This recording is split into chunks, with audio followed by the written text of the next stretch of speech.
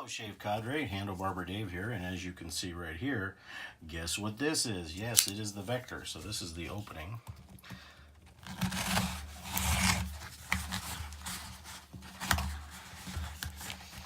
Very excited about this razor.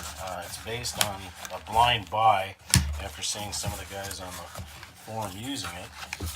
And it comes with the BlackLand card. Congratulations from Shane.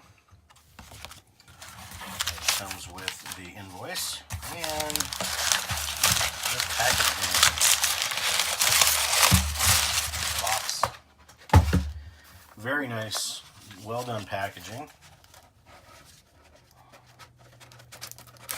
I assume this is another card. This is Care for Your BlackLand Razor. Designed, machined, and finished in the US. Another thank you, and how we all do that. And there she is. Dun dun dun. I am going to shave with her later. Oh, wow. Sorry about that. But anyhow, I'll try to... This is... Wow. As most of you know, I was a big fan of the Asylum RX. And I got to tell you, wow, is this thing light. Feels good in the hand. Comes with the inkwell stand. So that'll be cool. Wow, I'm looking forward to shaving with it.